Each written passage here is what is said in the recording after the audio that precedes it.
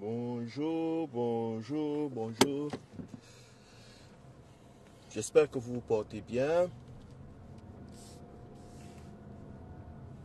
Moi, si.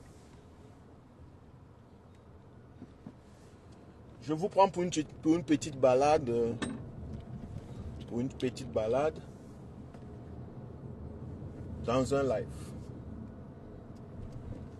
Je ne l'ai pas annoncé. Je n'ai pas annoncé le live. Mais je pense que peu importe. De toute façon, aujourd'hui c'est la fête nationale, il semble. La fête nationale au Cameroun.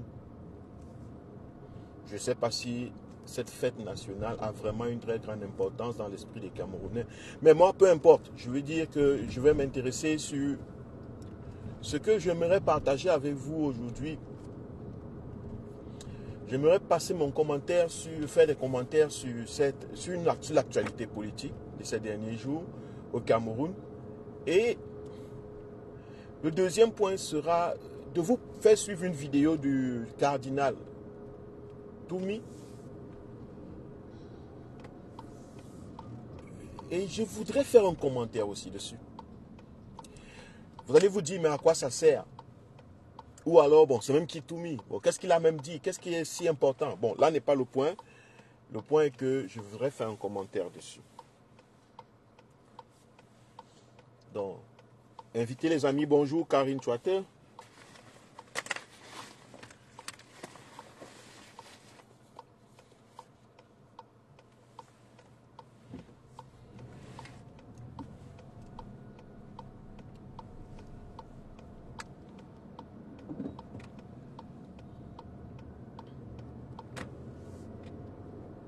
Vous allez m'excuser que je fasse les lives.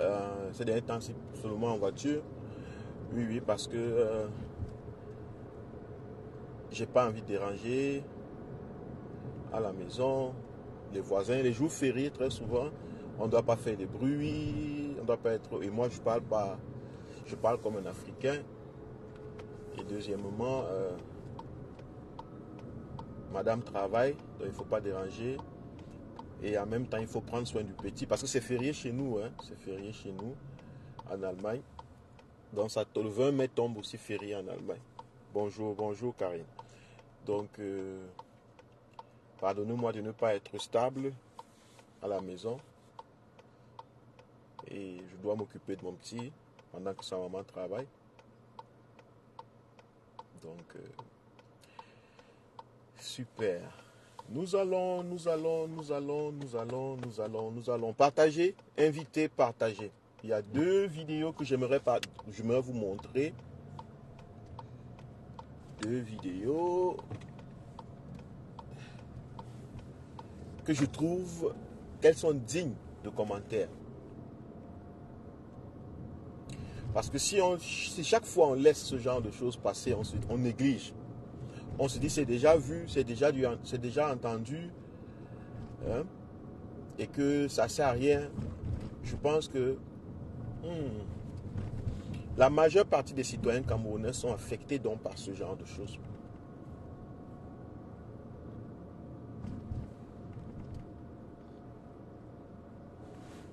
Reste là? Ok? Ok.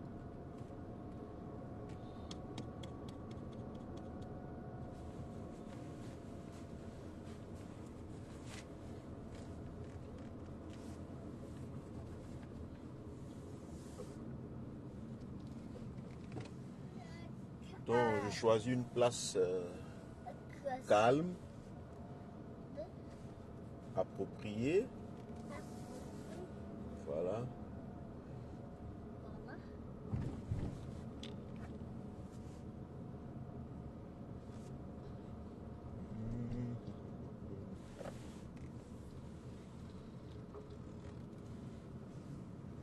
On partage. On partage. On partage.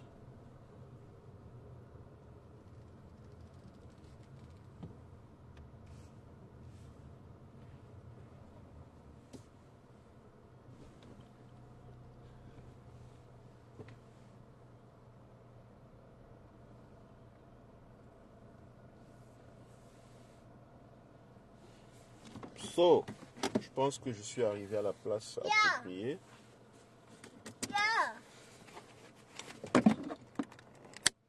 On dit bonjour. Ya. Excusez, je nettoie. Ralenti.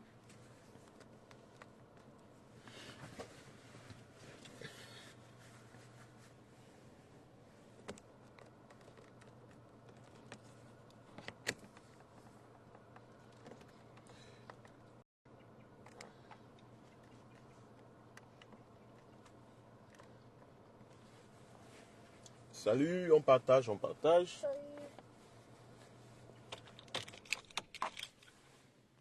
Tu.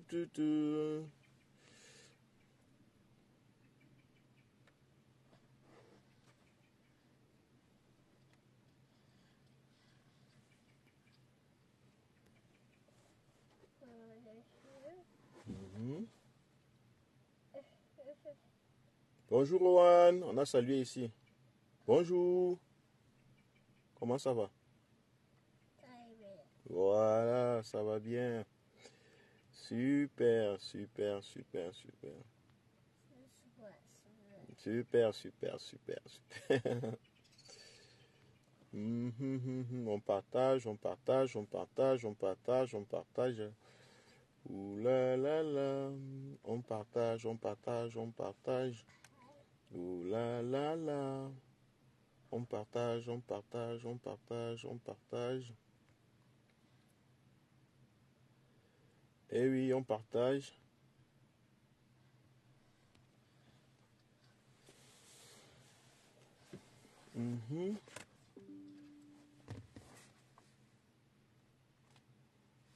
On va mettre un peu de musique aussi, hein, pour que vous relaxez un peu. C'est le 20 mai, n'est-ce pas? On va mettre une musique qui nous rappelle tous le 20 mai au Cameroun. Bonjour, camarade. Bonjour à toi, cher frère.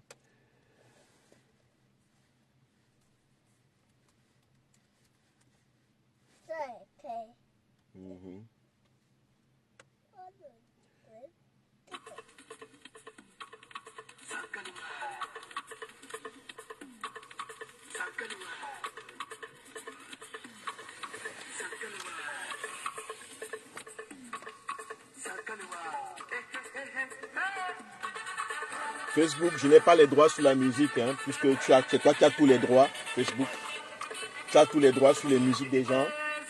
Moi, je n'en ai pas, donc je te rappelle que je n'ai pas les droits.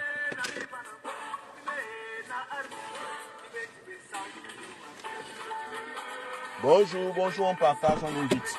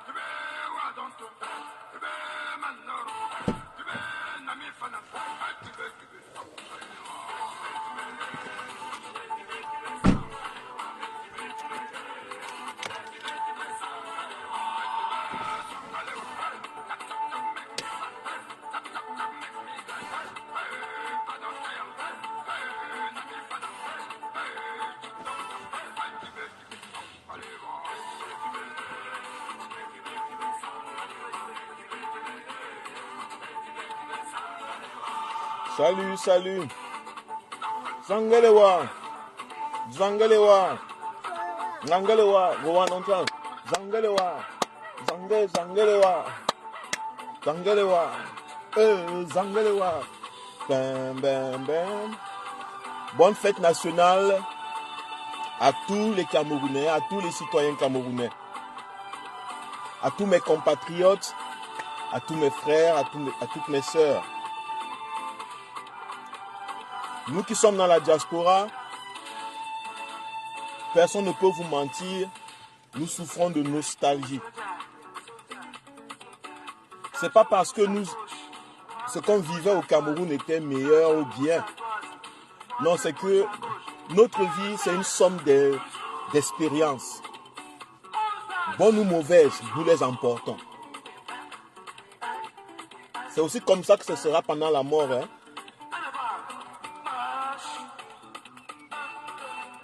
C'est aussi comme ça que ce sera pendant la mort. Pendant la mort, quand la mort arrive, votre corps reste. Tout ce que vous emportez, c'est l'expérience de votre vie. Et l'expérience se marque dans l'esprit. En général, vous dites souvent, oh, mon esprit partira au ciel, mon esprit.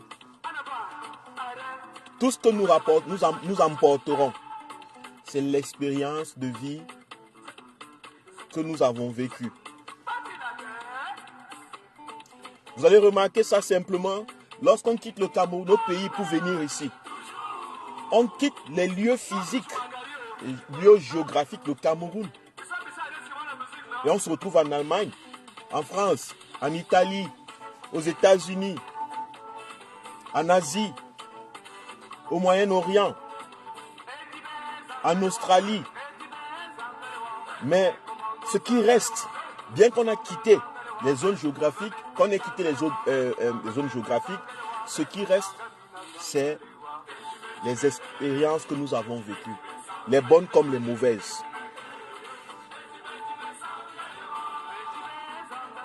Donc, à travers nos déplacements, l'exode, nous pouvons apprendre la mort. À quoi ressemble la mort? Comment sera la mort? Qu'est-ce que nous allons emporter quand nous allons mourir? Nous allons qu'emporter les expériences. C'est pour cela que lorsque le 20 mai est sonné, même nous en diaspora, bien qu'on dise, oh oui, bon, ça ne m'intéresse pas, on s'en fout, le pays va mal, mais le 20 mai nous rappelle tous quelque chose. Un moment, un ami, une situation, les défilés, les organisations à l'école, l'organisation du défilé à l'école. Et vous allez remarquer qu'il y a un lien émotionnel, psychologique, profond avec cette date. Pas parce que cette date est la meilleure date du Cameroun. Non, c'est parce qu'on nous a habitués à cette date. Pas parce que cette date, dans l'histoire du Cameroun, est significative. Dans l'histoire politique du Cameroun, est significative. Non, c'est parce que, bon, on nous a habitués au 20 mai et tous les événements autour, toute l'ambiance autour. Et c'est ça qui a marqué nos esprits. Alors, c'est la raison pour laquelle je prends la parole. Le 20 mai, je n'ai pas pris la parole le 19 mai. D'habitude, je fais les dimanches.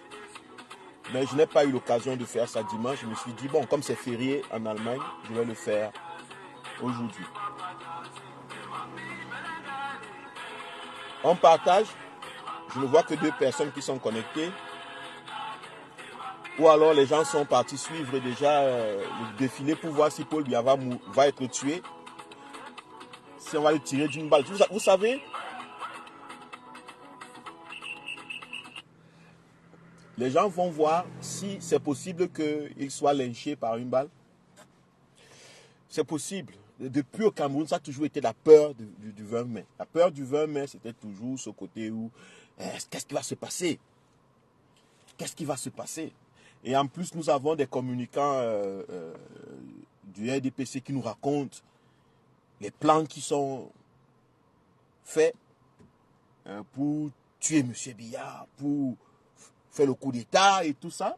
Donc les gens sûrement sont en train de regarder actuellement, se préparer à regarder le défilé du Cameroun et voir qu'est-ce qui va vraiment se passer.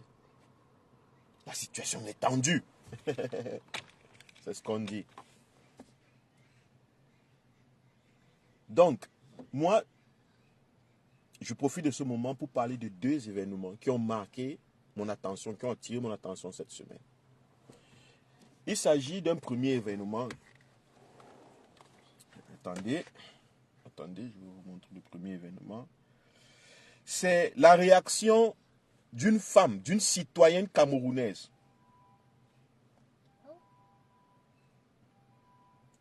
La réaction d'une citoyenne camerounaise vis-à-vis des autres citoyens camerounais et leurs activités. Que ce soit l'ECAM, que ce soit les membres de partis politiques, la réaction, je vais vous poser la réaction d'une Camerounaise vis-à-vis des autres Camerounais. Et nous allons chercher à comprendre comment est-ce que ce genre d'action est possible, ce genre de réaction soit possible. Et nous allons je vais vous donner mon avis par rapport. Ok. So, on commence.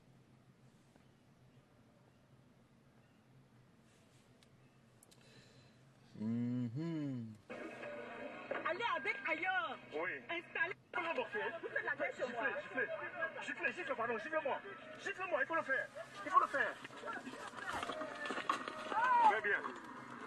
Nous sommes ici à Topoulou. Il y a la conseillère RDPC qui est en train de détruire les chaises. Sont venus installer notre unité. La conseillère RDPC est en train de détruire nos chaises ici là. Allez installer là où vous voulez. Ce n'est même pas d'abord ton domicile, oui, oui. Chez moi. Très bien. Installez partout au Cameroun, mais pas ici chez moi. D'accord. Dans mon domicile, vous n'avez pas le droit de mettre les pieds ici. Tu vas donc nous prouver par la suite ton domicile parce que tu n'es pas. Elle a même voulu me gifler, hein. Allez avec ailleurs. Oui. Installez comme vous voulez, mais pas chez moi. Oui. Allons-y, madame. Tout est en position de filmer tout.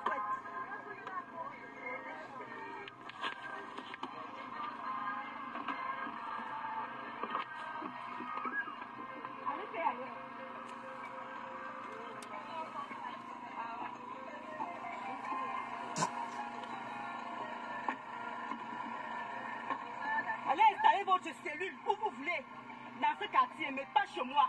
C'est pas chez vous, madame. C'est pas ça, c'est pas votre domicile. C'est pas votre domicile. C'est pas votre domicile ici. Adieu. Super.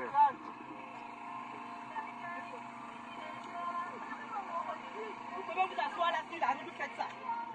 Pas ici. Au Cameroun, nous sommes tous des démocraties, mais on ne doit pas violer les domiciles des gens. Maman, laissez voir les gens. Mais il y a beaucoup de choses où elle a enlevé le larron, il y a un peu de zéya.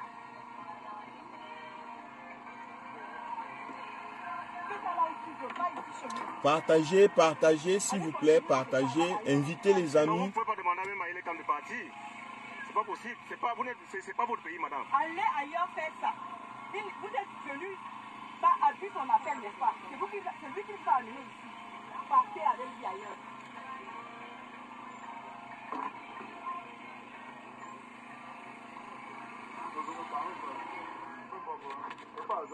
Allez avec lui ailleurs. Vous enregistrez. Oui, peut-être. Mais attends, il faut que je voie avoir sa folie. Je filme d'abord sa folie là d'abord. Pas installer ça ici chez moi. Vous pouvez le faire. Nous sommes venus avec les cams. Pourquoi tu es qui pour chasser les Vous cams? voulez savoir qui suis-je? Oui, tu es qui pour chasser Vous les voulez cams? savoir qui suis-je? Allez vous renseigner. Tu Allez es qui? vous renseigner. Tu es qui d'autre à Je suis part? qui d'autre?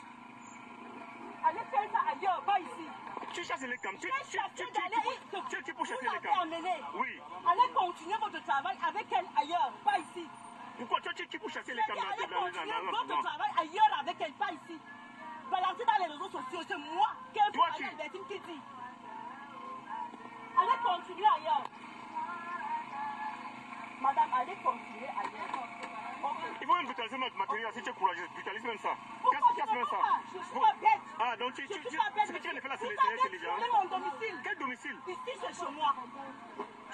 Attends, il filme bien. On va avoir les preuves par la suite de ton domicile. Il faudrait qu'on tu nous prouves. Tu sais que.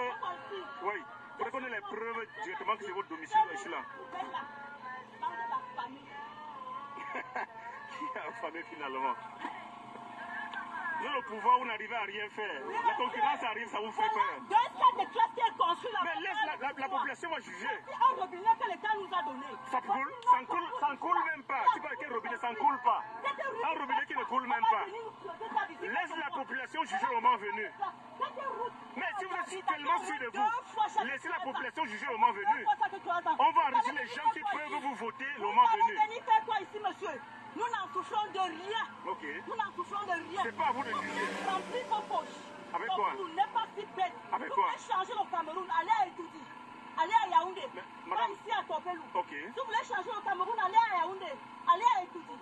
Ce n'est pas ici. Nous ne souffrons de rien, monsieur. Nous ne souffrons de rien. D'accord. Nous n'avons pas besoin d'installer le MLC chez moi ici. Mais si les populations veulent militer dans le MLC, je ne les empêche pas. Mais pas installer cela, ce fameux parti ici. D'accord. Chez moi. La panique, c'est quelque chose. Hein. Filmez-moi bien. Filmez-moi. Topelou ne souffre de rien. C'est pas à vous de juger, madame. C'est à la population de juger. C'est pas à vous de juger. Mais si vous avez tellement bien fait, on enregistre les gens pour qu'ils vous votent le moment venu. On enregistre les gens pour qu'ils apprécient le travail que vous avez fait. Pourquoi ça vous dérange? Quel est le quartier ici à Babadou? Mais bien sûr. Avec vous. Non, mais c'est... Allez vous asseoir là où vous allez vous asseoir. Faire votre travail avec là-bas. Pas ici, monsieur. Parce que vous êtes qui ici pour nous chasser? Voyez donc qui suis-je pour vous chasser. Bonjour Farel Junior, bonjour Karine Chouaké. On s'est déjà salué, tu as fait juste un commentaire. Merci, courage aussi, courage à tout le monde. Pas ici. Ok, vous avez vu la première vidéo qui a circulé dans les réseaux sociaux. Il s'agit ici d'une citoyenne camerounaise, ou bien des citoyens camerounais qui se chamaillent, et d'une citoyenne camerounaise en particulier qui est très virulente dans ses propos, dans ses actions. Lorsque j'observe la situation, il semble que l'ECAM devrait inscrire des citoyens sur les listes, enrôler des citoyens sur des listes électorales.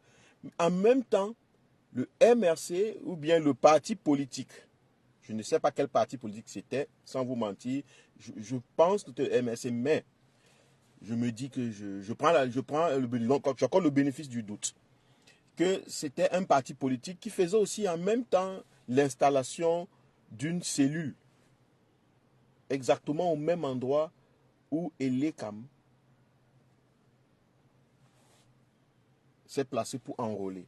Je ne sais pas si c'est le membre de cette cellule qui amène l'ECAM là-bas, ça je ne sais pas. Je ne sais pas si l'ECAM a le droit d'être commandé par des membres d'une cellule, des membres d'un parti politique à se poser à tel endroit. Je pense que l'ECAM a déjà des endroits où lui il se met, où ses patrons, ou bien ceux, les employés de l'ECAM ont des patrons qui leur disent où ils doivent aller se placer. Et là-bas, ils enrôlent les citoyens. Ça, c'est d'abord un point. Là, c'est ce que j'observe. Donc, il y a ici une femme qui s'énerve qu'on aurait violé son domicile pour installer une cellule. Et le monsieur même affirme qu'ils étaient là pour installer une cellule parce que vu les chaises, je ne sais pas si l'ECAM vient avec des chaises pour s'asseoir, autant de chaises. Donc, il y a sûrement un monsieur ou bien un parti politique, je ne sais pas lequel, qui a posé des chaises quelque part pour faire sa part de réunion ou bien installer une cellule de son parti. Et cette femme qui arrive donc, cette femme qui se présente comme étant la domiciliaire ou bien celle qui détient ce domicile, on voit comment elle parle fort et elle jette les chaises en plastique de ceux qui ont placé. Je pense que c'est cette cellule-là qu'on voulait monter, donc, où les militants devaient s'asseoir, ou bien les nouveaux qui voulaient s'inscrire devaient s'asseoir. Premièrement, je ne suis pas pour qu'on viole les domiciles des Camerounais. Ça, il faut d'abord que je dise ça. Je ne suis pas pour qu'on aille chez les Camerounais parce que peut-être on veut gagner les élections, qu'on viole les domiciles des Camerounais. Deuxièmement, je ne crois pas qu'il y ait un parti au Cameroun, je ne connais pas les autres partis, mais un parti d'opposition qui viole les domiciles des citoyens camerounais, des citoyens. Je ne suis pas pour qu'on viole les domiciles. Je ne suis pas pour qu'on viole les domiciles. Mais je ne crois pas, je ne vois pas un parti d'opposition qui va violer les domiciles. Ça veut dire qu'ils organisent une manifestation dans un domicile où ils n'ont eu aucun accord des membres de cette maison, où ils n'ont eu aucun, je ne sais pas quoi. Où le propriétaire de la maison n'a pas donné son accord. Il n'y a personne qui ferait ça. Les seules personnes qui pourraient le faire, ce sont des bandits. Je veux dire, un bandit entre dans ta maison sans ton accord. Et le bandit ne s'organise pas à ton insu. Le bandit ne s'organise pas quand tu es là. Un bandit ne s'organise pas quand tu es là. Parce que quand je vois les chaises posées, ça veut dire que c'est quelque chose de pensé, d'organiser et en plein jour. Donc ce qu'il a fallu avoir, il a fallu que ceux qui ont organisé cette cellule, ou bien cette réunion pour la cellule, aient eu l'accord des gens qui habitent à cet endroit, qui se sont présentés comme étant les propriétaires légitimes.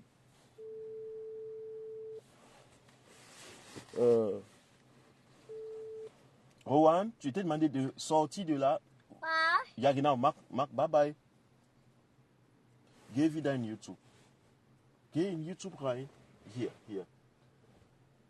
Wieder in YouTube rein. Nicht in Facebook. Nein, nicht in WhatsApp. Rowan hat mich gesagt nein. Ok? Donc, excusez, si vous recevez des appels WhatsApp et tout, sachez que c'est Rowan qui est sur ma tablette et d'habitude il est sur mon téléphone, mais comme je fais le live avec le téléphone, il utilise la tablette pour surfer sur YouTube, mais parfois il part sur WhatsApp parce qu'il a l'habitude de me voir appeler les gens là-bas et il se met à appuyer et appeler ces personnes. Je ne sais pas comment ils font les enfants pour connaître comment on manipule ces choses. Mais bon, c'est ça aussi l'enfant. L'enfant, c'est la curiosité, c'est l'intelligence. Donc, j'ai dit, je ne suis pas pour qu'on viole les domiciles des gens, quelles qu'en soient les raisons politiques que nous avons. Ça veut dire, même si on veut trop prouver qu'on veut le changement, je ne suis pas pour qu'on utilise des voies tortueuses pour ça. En même temps, je ne crois pas qu'au Cameroun, il y a un parti d'opposition qui va dans les maisons des gens poser des chaises sans leur aval et commence à parler de politique. Pour que cela soit fait, il faut que les membres ou bien les locataires ou ceux qui se sont présentés comme propriétaires de cet endroit donnent leur accord.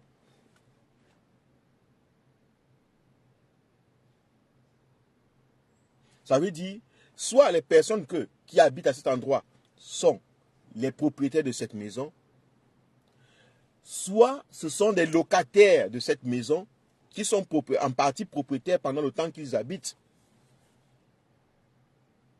Ou alors, les gens qui habitent dans ces maisons ont menti au parti qui voulait installer sa cellule qu'ils sont propriétaires. Voilà les trois raisons qui peuvent pousser un parti politique à aller faire ce genre de choses. Je ne crois pas qu'un parti politique peut prendre de l'opposition, par exemple, peut avoir le toupet d'aller ouvrir. Ce que je vais vous faire remarquer, c'est remarquez qu'au Cameroun, il y a des églises qui s'ouvrent dans presque toutes les maisons des quartiers. Personne ne régime. Est-ce que vous avez déjà vu un voisin, une femme, un homme qui vient jeter les chaises de l'église que son locataire ou le propriétaire de la maison a ouverte chez lui, au quartier, les jeter dans la rue. Est-ce que vous avez déjà vu? Peut-être il y a des cas comme ça, mais c'est les cas les plus, comment on peut dire, c'est les moindres cas. C'est l'exclusivité. En général, au Cameroun, tu peux ouvrir un bar partout. Tu peux ouvrir une église partout. Tout le monde est d'accord avec toi. Aucun bailleur, si tu dis même à ton bailleur que je veux faire un bail, le bailleur dit même oui parce que le bailleur va peut-être augmenter son loyer, il va peut-être profiter de l'alcool que tu vends, c'est une sûreté pour lui que si tu vends quelque chose, tu vas sûrement payer son loyer. N'est-ce pas? Voilà. Mais lorsqu'il s'agit de politique, remarquez que lorsqu'il s'agit de la politique, ça devient ce qu'on appelle violation de domicile. Des gens s'accaparent même des domiciles, des droits des domiciles des autres, pour dire que c'est leur domicile à eux, pour interdire que des gens fassent des réunions dans leur maison, que les gens ouvrent des cellules de partis politiques dans leur cours. C'est de ça qu'il est question. Je veux que vous voyez le 2 poids 2 mesures qui existe au Cameroun. Si tu veux ouvrir l'église, si tu veux ouvrir si tu veux ouvrir l'église, tu veux ouvrir un bar, tu veux ouvrir une boîte de nuit, un cabaret, vous ne verrez personne venir prendre les chaises et jeter dans la cour. Personne. Non, même pas le propriétaire, le bailleur, ou bien les locataires, les voisins. Vous pouvez taper les tambours partout. Même les gens ne dorment pas toute la nuit. Si vous voulez faire un mariage, vous voulez faire une fête, vous pouvez organiser, bloquer toute une route avec des chaises et des palmeraies et des branches de palmiers. Personne ne va se plaindre du trouble à l'ordre public, de violation de la tranquillité des autres. Rien, rien, rien, rien. Mais dès qu'il s'agit du parti politique, regardez comment les gens trouvent du courage, la force, l'énergie. Comment les gens investissent dans la destruction de leur santé. Parce que la colère détruit la santé des êtres humains. Partagez s'il vous plaît. Invitez les amis. Partagez. Moi, j'ai toujours une approche autre des problèmes. Peut-être je ne suis pas souvent très bien suivi, mais vous savez que moi, j'ai une approche autre des situations sociales. Donc, il faut d'abord faire cette remarque. Il faut faire cette remarque que personne ne se lève pour interdire une église, un bar, un mariage qui bloque la route. Ce n'est pas le trouble à l'ordre public, ce n'est pas de violation de domicile, personne n'en parle. Mais dès qu'il s'agit d'un parti politique, d'une association politique qui veut sensibiliser les citoyens à leurs devoirs politiques, les gens revendiquent leur territoire. Ça prouve d'abord déjà quelque chose. Ça prouve que il y a un intérêt important en politique. Il n'y a pas d'intérêt en religion. Il n'y a pas d'intérêt dans les festivités, les bars. Ça apporte l'argent, mais ce n'est pas un intérêt collectif. Tu peux ouvrir ton bar, mais c'est ton bar, c'est ton argent, et on s'en fout. D'ailleurs, si tu habites chez moi, tu payes le loyer. Ça viendra de cet argent du bar. En plus, si tu es propriétaire, ça te regarde. Ça n'intéresse pas le voisin. Le voisin vient dépenser son argent là-bas. Bouf.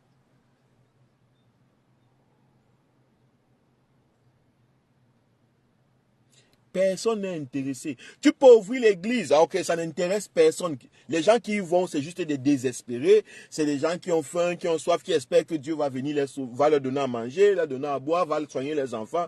Et en plus, il n'y a que toi, un peu ça t'intéresse. On dit même que la religion, c'est une affaire personnelle et tout. Donc, personne ne s'intéresse pas, tout le monde. Il n'y a que la politique. C'est la preuve que la politique, c'est la seule chose dont l'intérêt est collectif. Donc pour la faire, tu dois te rassurer que tout le monde participe. Le propriétaire de la maison, le locataire, que tout le monde trouve son intérêt. C'est ce que ça veut dire.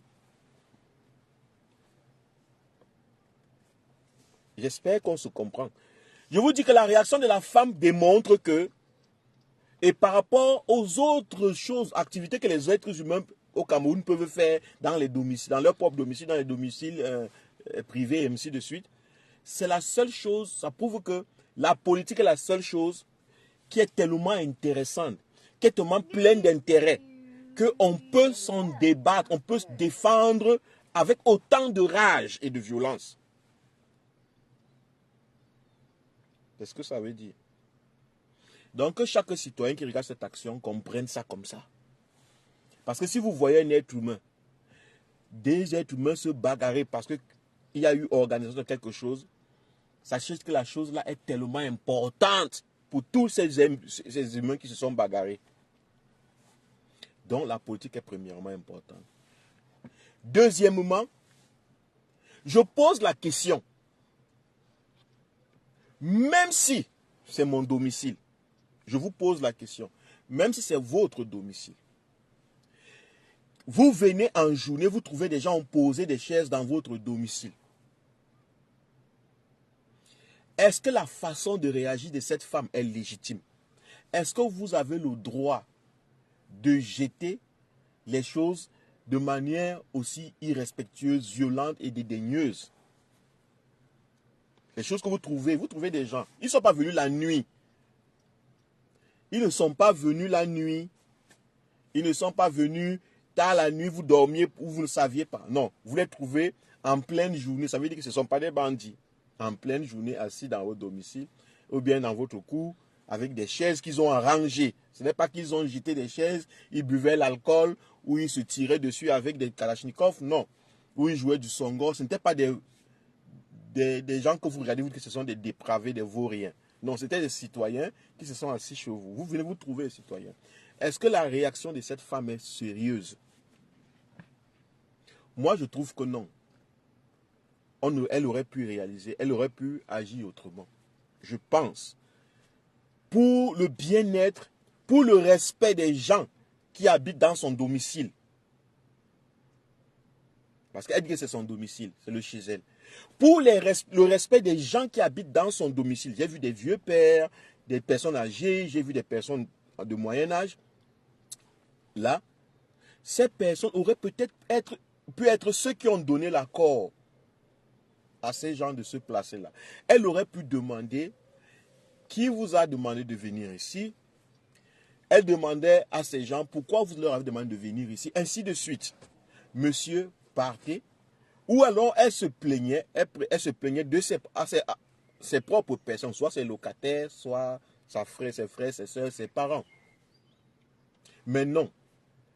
Elle s'est portée garante de chasser à coups de violence verbale, violence physique, de débarrasser, de jeter tous les biens des autres. Donc elle a atteint ici au bien privé. Parce qu'on aura atteint à son bien privé. Est-ce que c'est comme ça qu'on veut que le Cameroun, lorsqu'elle réagit comme ça, cette femme, c'est comme ça qu'elle aimerait que ses enfants réagissent demain? C'est comme ça qu'elle aimerait que chaque Camerounais au Cameroun réagisse chaque fois qu'il se retrouve en face des gens qui ont posé les chaises dans sa cour, dans sa maison? Si c'est le Cameroun là qu'on veut, ne soyez pas surpris que demain, toutes les églises soient jetées, les chaises cassées, bottées, que dans tous les mariages soient gâtés parce que les mariages, les églises, les bars troublent et violent les lieux privés ou bien les domiciles des gens au Cameroun depuis plusieurs années. Nous aurons donc un Cameroun en chaos.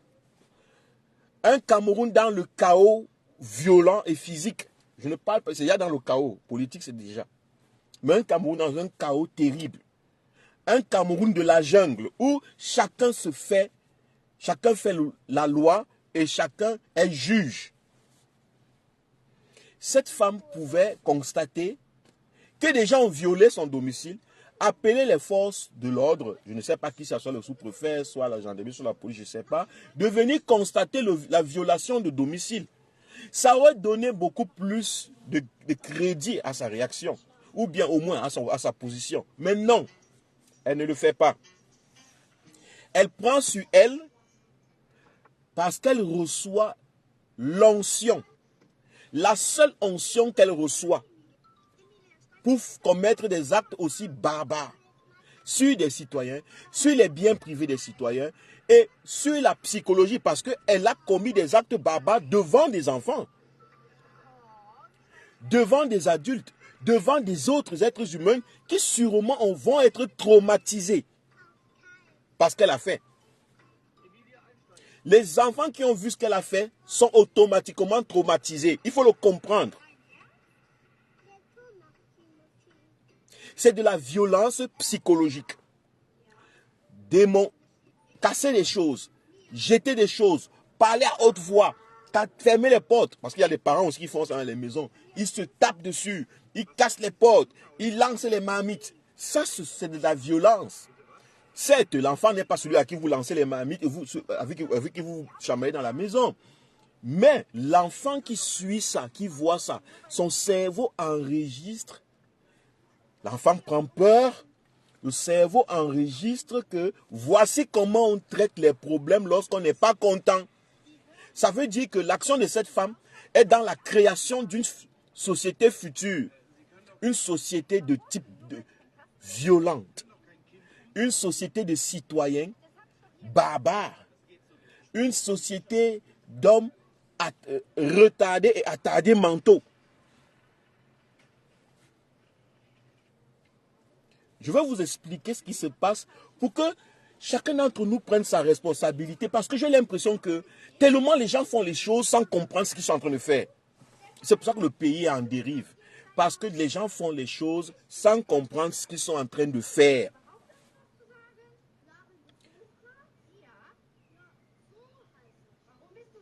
Cette femme pouvait bien demander à ces gens.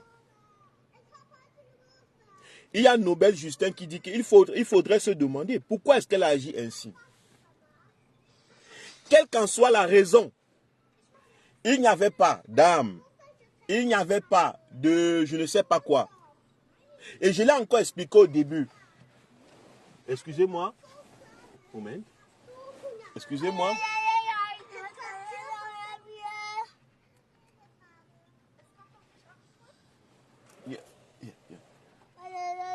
Ja, doch. Nimm mal.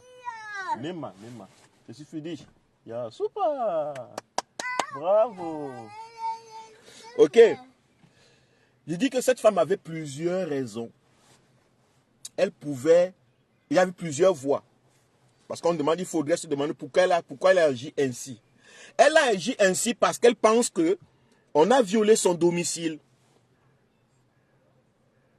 Mon cher ami Nobel Justin. Elle pense qu'on a violé son domicile. Ça lui donne le droit de réagir ainsi. Devant ses enfants, devant je ne sais pas quoi. Il n'y avait pas d'armes, il n'y avait pas de bouteille d'alcool pour dire, bon, ici, il y avait vraiment la violence et il y avait les... Non. Deuxièmement, j'ai bien dit que c'est soit les propriétaires, soit les gens qui habitent dans cette maison ont donné l'aval à ces militants du parti ou à ce parti politique de faire cette réunion-là. elle devait s'acharner sur les gens qui ont donné l'aval. Parce qu'aucun parti politique au Cameroun de l'opposition ne va faire des réunions dans les maisons des gens sans l'aval d'un membre de cette maison ou bien sans l'aval d'un locataire. C'est impossible. Personne de sensé ne le fait. Donc peu importe la raison, elle pouvait agir autrement. Mais je vais vous dire ce qui se passe au Cameroun. Et d'abord, j'ai su démontrer que si tu ouvres une église, si tu ouvres un bar, si tu fais le mariage, si tu fais le mariage quelque part, tu peux bloquer les routes. Si tu ouvres la... Je sais pas, tu peux bloquer les routes. Si NTM, Orange, fait des manifestations, on peut bloquer la route, on peut faire tout, on peut. Si les voisins ouvrent des églises, des prophètes ouvrent des églises dans les salons des gens, où ils ne sont même pas propriétaires, tout marche. Les bars, les églises, les fêtes. Il n'y a pas de trouble public, il n'y a pas de trouble à l'ordre public au Cameroun. Mais dès que tu ouvres un truc politique, dès que tu veux déjà parler politique, là où tu commences à voir les gens défendre leurs intérêts. Pourquoi? Et j'ai dit que parce que la politique, en fait, c'est la chose la plus importante. C'est pour cela, la religion n'est pas importante pour les citoyens. Comment on appelle ça? Le bar n'est pas important. Ils utilisent ça comme accessoire. Les mariages ne sont pas importants.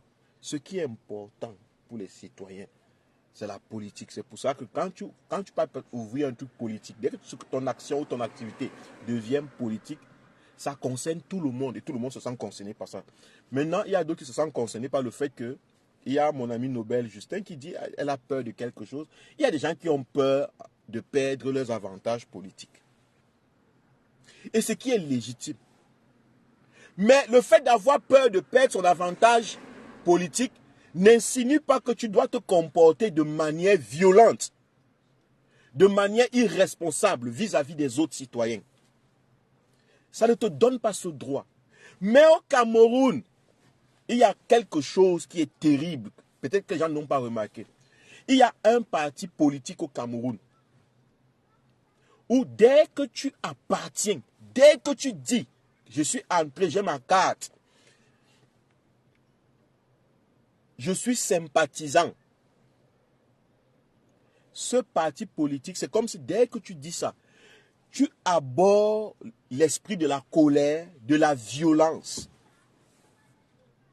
C'est le RDPC. Il n'y a pas un parti au Cameroun où les actes de violence sont légitimes. Les membres du MRC, du RDPC, les membres du RDPC, leur parti leur confère quelque part, il doit avoir quelque chose dans le RDPC qui confère aux membres du RDPC le pouvoir, la légitimité de la violence verbale, physique.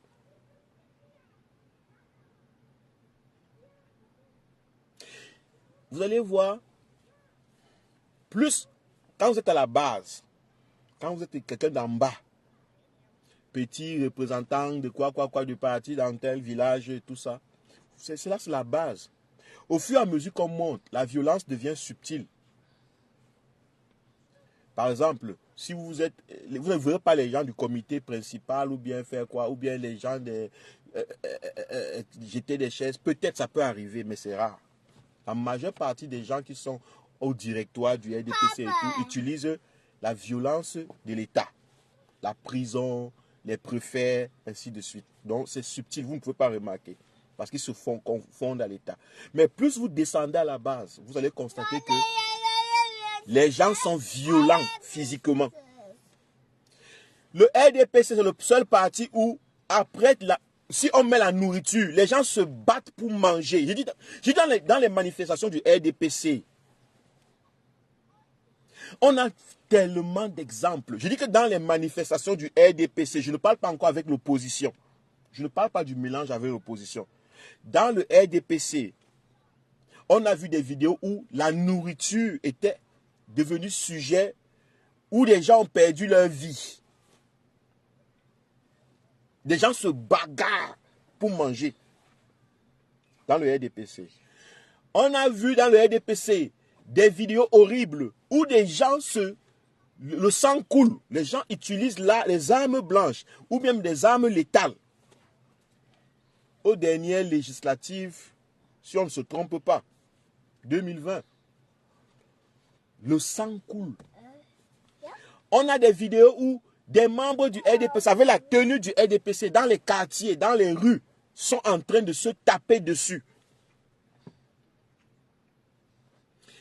Vous n'avez pas encore vu, le RDPC cherche, mais vous n'avez pas encore vu une vidéo où l'opposition, des militants de l'opposition au Cameroun, étaient en train de se taper dessus, étaient en train de manger, de s'arracher la nourriture sur les tables. C'est quoi? C'est parce que l'opposition fait ces choses en cachette, ou bien c'est parce que l'opposition, je ne comprends pas. Mais ça démontre quelque chose. Que le RDPC est un parti dont l'énergie qui soutient ce parti, c'est la violence. Chaque membre du RDPC ou sympathisant, dès qu'il pense qu'il est du RDPC, se dit qu'il a le droit d'être en colère. Il a le droit de détruire. Il a le droit de faire mal, de casser, de tuer. Parce qu'il a l'aval de la flamme. Parce que le parti appartient à celui qui a le pouvoir. Celui qui a le pouvoir des armes, le pouvoir financier, le pouvoir, je ne sais pas de quoi encore. Oui. Les gens entrent, ça prouve que les gens violents entrent dans le RDPC pour aller exercer aisément leur violence. La majeure partie des gens qui entrent dans le RDPC sont des personnes violentes, agressives, qui trouvent dans le RDPC une atmosphère qui permet qu'ils exercent leur violence, leur agressivité. Le RDPC est une cuvette de violence et d'agressivité.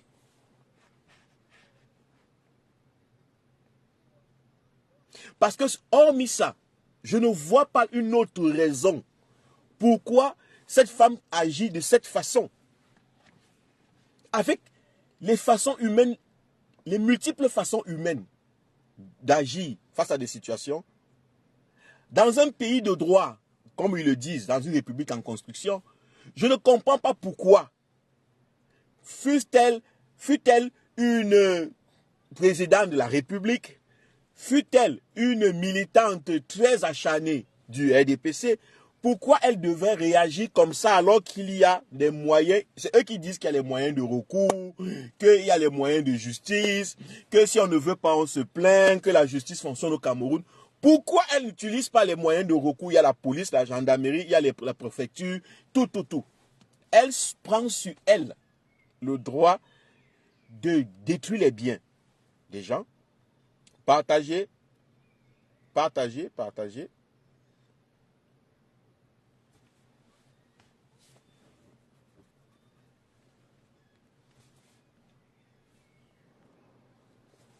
Non, c'est parce que on a mis dans la tête des citoyens que dès que tu es dans le RDPC, tu es du côté de la force brutale, tu es du côté de la protection, de la sécurité. Tu es du côté de la protection divine. Tu as le droit de mort ou de vie sur tous les autres restes de citoyens. Et comme les Camerounais, la majeure partie des gens sont friands de ce genre de pouvoir, le pouvoir de tuer, de taper, de gronder, d'écraser les autres, ils adhèrent au RDPC parce qu'on leur dit que c'est ça. Celui qui est à la tête du pays est du RDPC. Regarde comment il a fait plus de 40 ans au pouvoir. Il a les armes, il a le BI, il a la GP. On vous cite ça dans les lives du matin au soir pour vous dire comment il est puissant. Vous dites qu'on est en train de vous dévoiler le jeu du RDPC et tout. Comment? Non, on est en train de vous dire qu'ils sont tout puissants. C'est comme ça, lorsque les journalistes passent des journées à vous parler de la toute-puissance de X ou de Y dans le RDPC, de la toute-puissance de M. Biya, de la toute-puissance de l'armée, de la toute-puissance de ceci, l'intention que je vous dise, je vous rappelle ça, l'intention c'est de mettre dans votre tête qu'ils sont tout puissants. L'intention c'est que vos instincts primitifs de protection s'activent et que vous ayez l'envie d'aller vous protéger sur le Tout-Puissant. Que vous inconsciemment commencez à défendre, à choisir de vous pencher vers le Tout-Puissant. C'est pour ça qu'on vous parle de ce Tout-Puissant. Même dans les relations internationales. Oh, les États-Unis sont toutes puissantes. Les États-Unis ont telle arme. Les États-Unis ont tel machin. Quel est le but de ça? C'est que la majeure partie des pays pauvres et très endettés aillent chercher couverture parce que les pauvres, les faibles, quand il est faible, ceux qui se prennent comme faibles et pauvres, ceux qui se pensent comme ça, ont tendance à avoir besoin de la protection des tout-puissants. Ils finissent par perdre leur droit à l'autonomie, leur souveraineté, ils finissent par perdre leur pouvoir.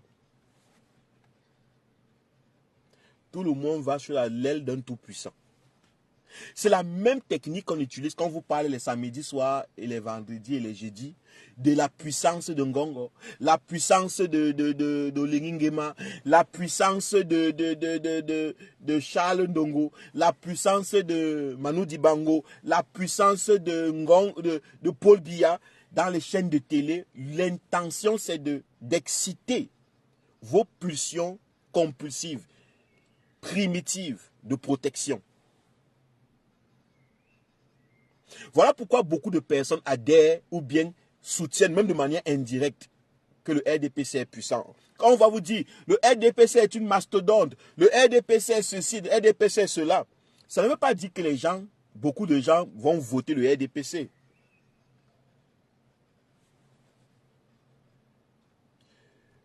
Madame Blandine Sawadogo, s'il te plaît, va multiplier ton argent pour ta famille, pour ton pays, le Burkina ou le Bénin, va multiplier cet argent pour que les pays comme ton pays deviennent.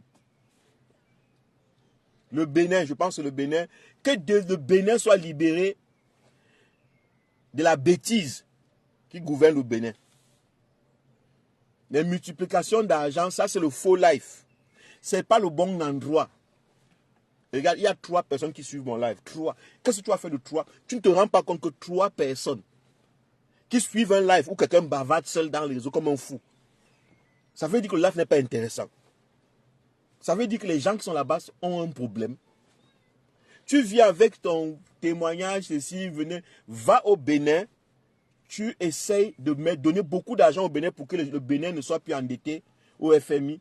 Pour que le Bénin soit libre de la monnaie de singe à laquelle elle appartient, et qu'à la tête du Bénin viennent des dirigeants capables de faire en sorte que les citoyens puissent avoir beaucoup d'argent sans que cet argent soit multiplié par Blandine Sadoua Dogo. Ok? C'est comme ça qu'on fait avec les citoyens. Blandine, ok? Bon, je vais te bloquer. Tu vas aller faire ça ailleurs. Donc, il y a cette idée psychologique, cette idée profonde du besoin de protection qui pousse les gens à aller se cacher dans le RDPC. Les gens violents ont besoin d'un espace où ils peuvent exercer leur violence. Quand vous voyez cette femme, quand elle parle, vous sentez qu'elle est une femme violente. Ça n'a rien à voir avec le parti. Ça n'a rien à voir avec les cams. Ça n'a rien à voir avec les chaises qu'elle a cassées. C'est une femme qui réagit comme ça même lorsqu'elle trouve son mari en train de manger la sauce dans la marmite. C'est une femme qui réagit comme ça avec ses enfants. C'est une femme qui réagit comme ça avec ses amis. Elle réagit comme ça dans la famille. Si vous êtes curieux, allez demander aux membres de la famille de cette femme, vous allez comprendre. Et je vais vous donner la preuve que cette femme est une femme qui réagit comme ça dans sa famille. Lorsque elle vient, on dit que c'est le chez elle. Remarquez qu'il y avait dans la cour des gens de cette maison à qui elle déplaçait des chaises. Et elle parlait avec une certaine autorité. Vous avez vu ces gens réagir? Est-ce que vous avez vu ces gens réagir? Il y avait des jeunes hommes, des vieillards et des vieilles femmes. Est-ce que vous avez vu ces gens réagir? Elle soulevait des chaises, elle prenait les chaises, elle parlait en patois, à son patois, elle disait ceci. Est-ce que vous avez vu ces gens réagir? Ces gens ne réagissent pas parce que, en fait, elle est l'autorité dans la tête de ces gens. Elle a l'habitude, on connaît ses mauvaises habitudes. On sait qu'elle peut mal décider, elle peut prendre une mauvaise décision, elle te jette en prison. Si tu ouvres ta bouche, elle te jette en prison. Tout le monde est tranquille. Tout le monde a peur d'elle. C'est une femme qui fait peur à tout le monde. Ça n'a rien à voir avec le parti, c'est une qualité. Et les gens comme ça, les gens qui ont besoin de faire peur à tout le monde, les sauvages, les animaux comme ça, très souvent ont besoin d'un espace en société où ils peuvent exercer leur animosité. Ah ben oui, vous savez pas ça?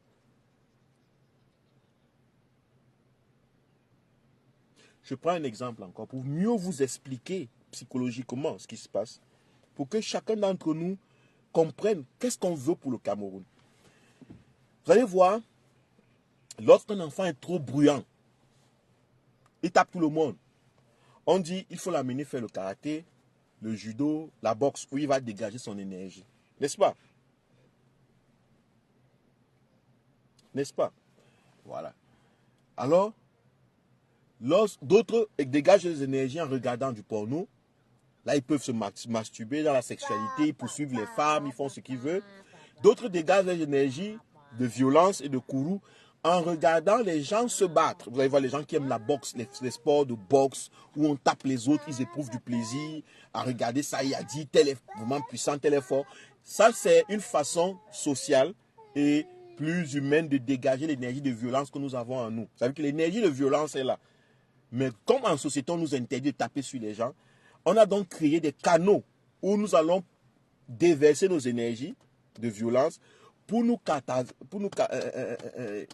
c'est un peu comme la cartasie, pour nous cartaser, si je peux dire. Et pour nous libérer un peu, pour qu'on ne soit pas trop violent dans la société. Donc, le sport, la boxe, le catch, le MMA et tout ça, c'est les zones de dégagement d'énergie. En politique, il y a aussi ça. Donc, il y a des gens qui dégagent, qui sont violents, qui sont criminels, qui sont agressifs, qui ont besoin d'un espace politique violent, agressif et criminel. Et les partis politiques jouent aussi ce rôle. Il y a des partis politiques qui sont donc une cuvette qui accueille les criminels, les violeurs, les violents, les primitifs. Et au Cameroun, je dis que je prends mal l'exemple. Remarquez que le seul parti où vous avez vu des militants, le sang était sur leur visage, des militants tués, des voleurs, des ministres jetés en prison pour détournement de fonds des deniers publics, des militants de la base se taper dessus à mort, discuter la nourriture, alors qu'ils disent qu'ils ont des milliards pour nourrir tout le Cameroun. Les militants, le poisson, le pain et la sardine ne suffisent plus. Ils se tapent dessus pour manger. Ce n'est que dans le RDPC. Parce qu'un homme qui est OK avec lui-même, un homme qui est sincère avec lui-même, un homme qui est tranquille, qui est en paix, ne peut pas adhérer au RDPC. Parce que il sait qu'il peut se retrouver dans une manifestation avec le RDPC, avec les membres du RDPC, pas même avec l'opposition. Et ce sont les gars du RDPC qui lui mettent une balle dans la tête. C'est ce que je voulais démontrer. Donc, quel est le Cameroun que nous voulons créer? Le Cameroun que nous voulons créer, c'est un Cameroun où on respecte la vie humaine, on respecte les biens privés, où on respecte la liberté d'expression. Si vous êtes sincère, si vous êtes honnête, si c'est ce que vous voulez pour vos enfants, il faut sanctionner le RDPC dans les urnes. Et si le RDPC fait ce qu'il a l'habitude de faire, voler, puisque c'est un parti de voleurs, Vous devez les sanctionner dans les rues. Nous devons sanctionner le RDPC d'abord dans les urnes.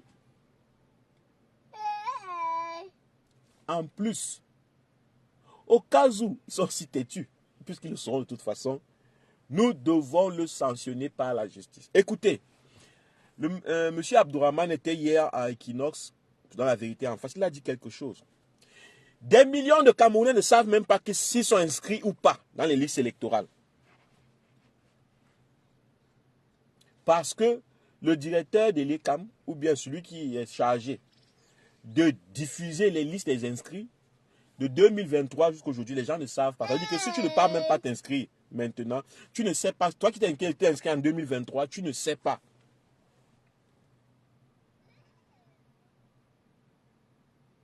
Si ton nom va apparaître dans une liste, puisque tu ne sais pas. De 2023, on ne sait même pas qui est inscrit, qui était inscrit, qui n'était pas inscrit. Vous ne pouvez pas vérifier. Même vous qui vous réinscrivez maintenant, vous ne pouvez pas vérifier. Donc, Abdourahmane a porté plainte au monsieur, le représentant ou le directeur de l'ECAM. Maurice Kamto, le président du MSC, a déjà annoncé qu'il y a un coup d'état électoral qui est en train d'être fait par le directeur de l'ECAM.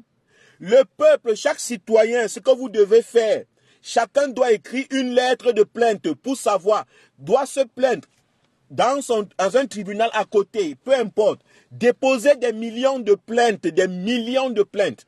Chacun peut déposer une plainte contre l'ECAM parce que vous ne savez pas si vous êtes vraiment inscrit ou non. Tout le monde doit déposer une plainte. Il faut que l'ECAM ait des millions de plaintes actuellement dans les tribunaux. Je ne suis pas en train de dire qu'on va accepter vos plaintes. Je ne suis pas en train de dire qu'on va peut-être vous permettre de vous plaindre. Ou bien ils vont prendre ça en compte. Non. C'est pour vous que vous faites ça. C'est pour votre justice que vous faites ça. Déposez des millions de plaintes. Ceux qui ne savent pas s'ils sont enregistrés ou non.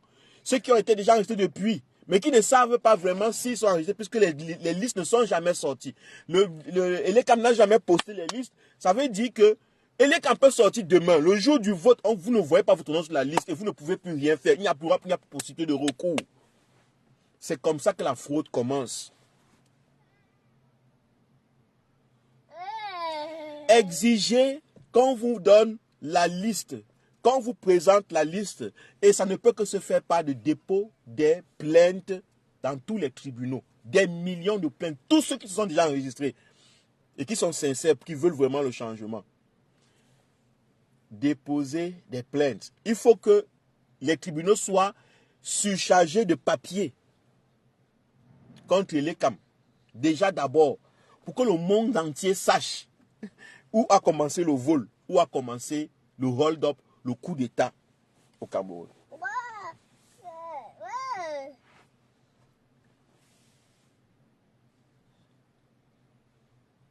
Comme vous vous alignez par milliers à l'ECAM, chez les militants de l'ECAM, dès que vous quittez là, prenez un timbre de 500, je ne sais pas comment ça coûte maintenant. Mettez, écrivez, vous partez déposer une plainte. Que vous n'avez pas vu votre nom. Allez aussi vous aligner comme ça dans les tribunaux. Il faut que la révolution populaire prenne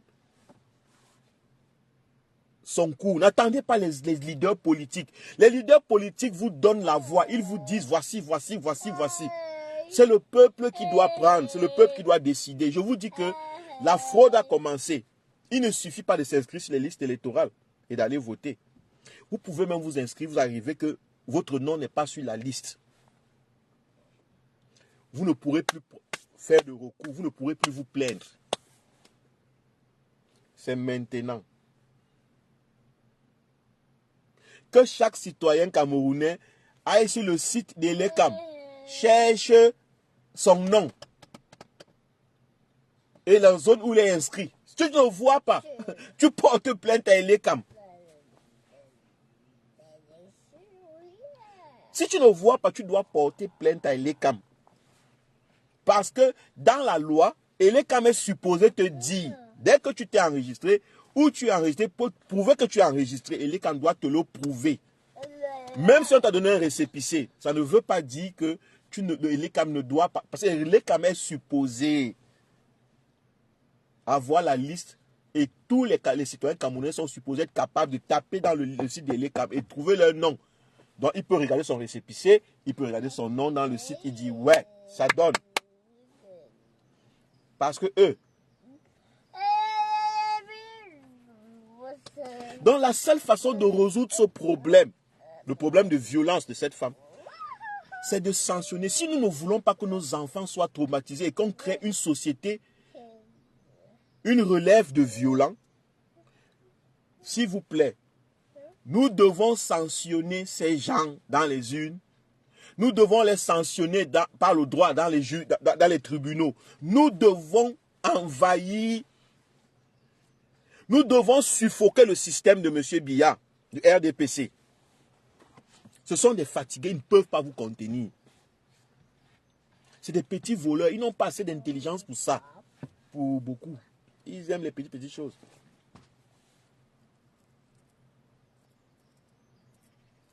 Ah oui. Ah oui. Parce qu'on ne peut pas continuer avec ces comportements de barbarie. Pour un oui ou pour un non, on a le droit de taper sur des gens, de torturer des gens, de les jeter en prison, de jeter leurs biens dans la rue, de faire ce qu'on veut de parce qu'on appartient au pouvoir, parce qu'on est au parti au pouvoir. Nous ne voulons plus ça au Cameroun. Quel qu'en soit le parti qui est menacé, l'opposition qui est menacée par ça, je m'en fous si ce parti est vraiment de l'opposition ou non. Dès qu'un parti se présente de l'opposition, aucun des partis de l'opposition et les membres, les militants, les sympathisants ne doivent accepter ça. Nous ne voulons plus un Cameroun comme ça.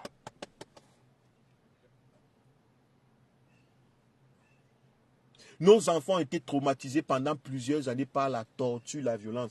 Nos parents ont été traumatisés par la torture, la violence coloniale. Nos ancêtres ont été traumatisés par la torture, la violence de l'esclavage. On ne va plus laisser que nous répétions les mêmes habitudes, que nous répétions les mêmes actes. En 2025 ou avant, c'est terminé. À partir de maintenant, c'est terminé. Que chacun dise, répète cette phrase chez lui. C'est terminé. Que chaque citoyen répète cette phrase. Nous souffrons beaucoup. Nos enfants souffrent beaucoup. Nos parents souffrent beaucoup. Que chaque parent, chaque enfant, chaque, je ne sais pas quoi, adulte, dise c'est terminé. Tu n'as pas besoin de casser les choses. Dis simplement, c'est la fin. On ne veut plus, je ne veux plus. Si des millions de Camerounais répètent c'est terminé, comme un mantra, s'ils répètent ça comme une prière, c'est terminé, le Cameroun va changer. On ne peut pas rester en arrière comme ça là. On ne peut pas supporter ça continuellement. De vivre dans une ambiance aussi violente. La pauvreté, c'est de la violence. La pauvreté, c'est la violence. Pour être pauvre, il faut se faire violence. Il faut qu'on exerce la violence sur vous pour que vous restiez pauvre. La pauvreté, c'est la violence qui est exercée par ceux qui veulent vous dominer sur vous. Aucun être humain ne peut aimer la pauvreté. Vous ne pouvez pas vivre au 21e siècle, dans un monde où les autres vont sur Mars, la Lune. Je ne sais pas où ils vont déjà. Et vous êtes encore en train de chercher comment boire de l'eau, comment avoir la lumière pour que vous puissiez avoir des yeux qui n'ont pas d'Apollo. C'est une violence, c'est de la violence, la pauvreté, c'est la violence que vous faites sur vous parce que vous acceptez le mal qui est fait sur vous, et une violence que des gens exercent sur vous parce qu'ils veulent vous dominer. La seule façon de sortir de ce genre de milieu, de ce genre d'atmosphère, et c'est parce que vous êtes pauvre que vous êtes colérique. Cette pauvre femme, c'est une pauvre femme. Elle compte sur le RDPC pour manger. Si elle n'a pas son poste, voilà pourquoi un moment elle dit, vous connaissez qui je suis. On lui demande, qui êtes-vous? Tu es qui? Vous connaissez qui je suis? Elle dit, vous savez savoir qui je suis, vous saurez. Donc, elle compte sur ces petits statuts, sur ce petit titre pour manger. Elle a l'impression que ceux qui vont venir voter, ceux qui sont assis sur les chaises là, vont lui retirer ce qu'elle mange. La preuve, elle dit dans la vidéo que c'est parce que vous voulez manger, vous voulez avoir vous voulez vous faire de l'argent. Donc, vous comprenez que c'est ce qu'elle projette, ce pourquoi elle fait la politique, pour se faire de l'argent, pour manger. Elle est en train de défendre ici sa nourriture. C'est une pauvre femme. Une pauvre fille abandonnée, une femme coquifiée. Ça, c'est une femme misérable. Ça, ce sont les effets de la pauvreté imposée par le régime de M. Biya, qui a fini par attirer des gens qui ont juste besoin de manger et qui défendent leur manger à tout prix, même s'il faut tuer des gens. Même s'il faut tuer, même s'il faut taper, même s'il faut casser. Oh, que c'est triste. Que c'est triste. Je voudrais vous faire passer, on passe à la deuxième partie, je vais vous faire suivre une vidéo, parce que lorsque je dis souvent les choses ici, les gens me disent, oh Kwale, tu mélanges. Tu mélanges les choses. Kwale, on ne mélange pas la politique et la religion. Kwale, MBK, le problème avec toi, pourquoi on n'aime pas te suivre, c'est parce que tu mélanges la politique et la religion. Non, la religion n'a rien à voir. La politique, oui, Rowan, c'est ce qu'ils disent tout le temps. Oui, c'est ce qu'ils disent tout le temps. Oh, la religion n'a rien à voir. La politique n'a rien à voir. Oh, où est où est ma vidéo? Où est ma vidéo? Excusez-moi, je cherche, je vais vous montrer.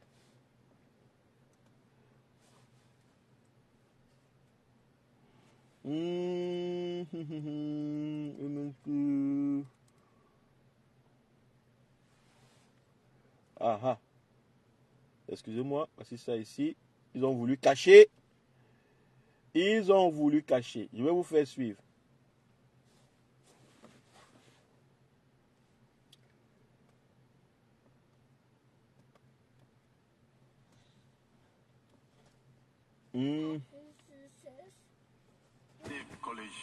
Ok. J'ai parlé à un fonctionnaire au Cameroun. Je suis du Cameroun. Le cardinal Toumi. J'ai dit au fonctionnaire que j'ai connu quand il était ordonné prêtre, il était collégien. Je lui ai dit, vous, les fonctionnaires qui avaient fréquenté les écoles catholiques, je ne vois pas la différence entre vous et les autres qui détournent les deniers de l'État. Eux, ils volent, vous volez. Eux, ils détournent, vous détournez. Je ne vois pas la différence à quoi votre éducation chrétienne vous a servi. Il se sourit et il me dit, Monsieur le cardinal, nous qui travaillons avec ceux qui n'ont pas fait les écoles confessionnelles, nous voyons la différence entre eux et nous. Il faut bien Je suivre. lui demande, quelle est la différence? Il me dit, eux, quand ils volent l'argent de l'État, ils sont contents.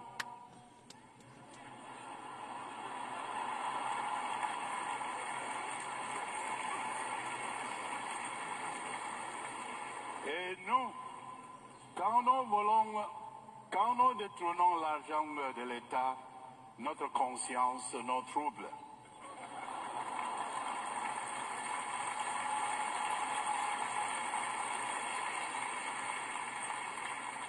Parce qu'à l'école catholique, on nous a toujours dit, voler, c'est un péché. Et pour que vos péchés soient pardonnés, il faut rembourser.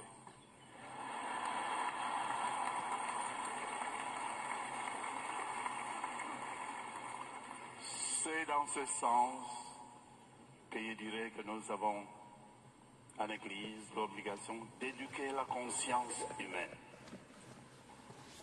On a l'impression que beaucoup de gens au monde qui nous dirigent n'ont plus la conscience.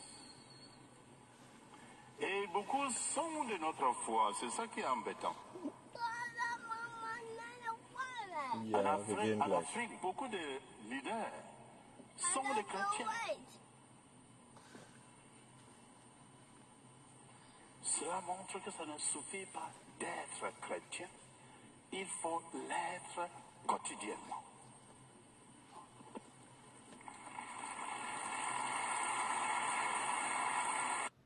Ok.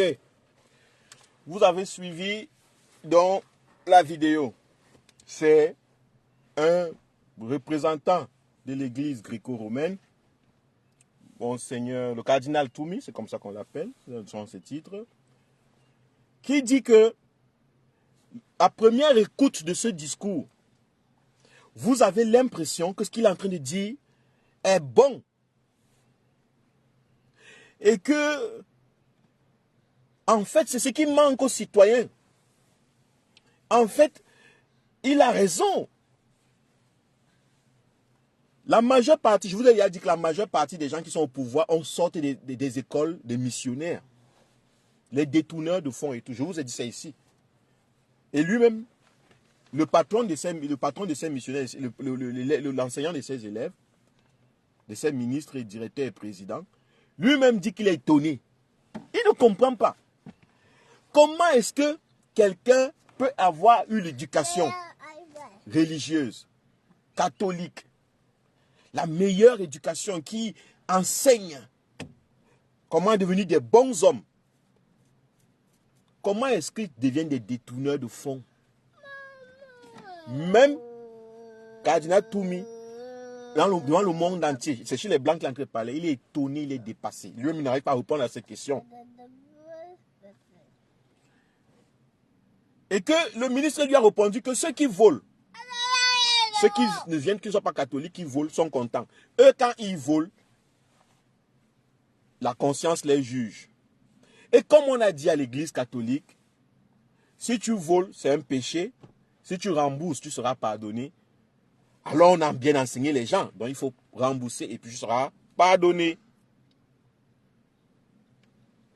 L'un des problèmes que la religion a, c'est que, ce que je dénonce toujours, c'est que la religion crée des êtres humains qui ne sont que focalisés sur eux-mêmes et leur relation avec Dieu.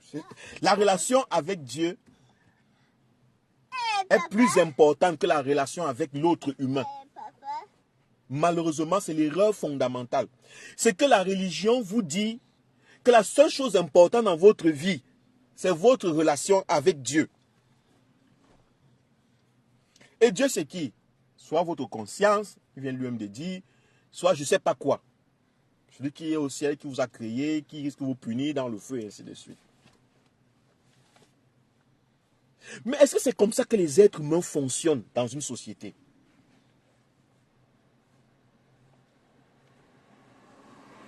Les problèmes dont nous souffrons dans notre société ne sont pas que des problèmes individuels, ce sont des problèmes aussi collectifs.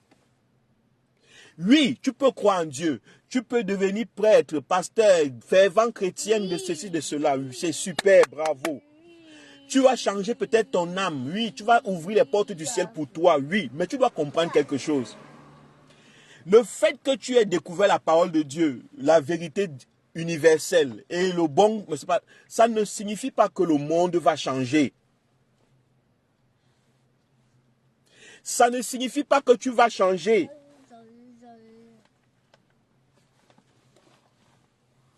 Le fait que tu lises la Bible, que tu sois un bon chrétien, ne signifie pas que tu vas changer parce que, en fait, ce que l'Église ignore, et les pasteurs, les prédicateurs, les machins, les citoyens, ce que vous ignorez, c'est que la psychologie humaine est complexe.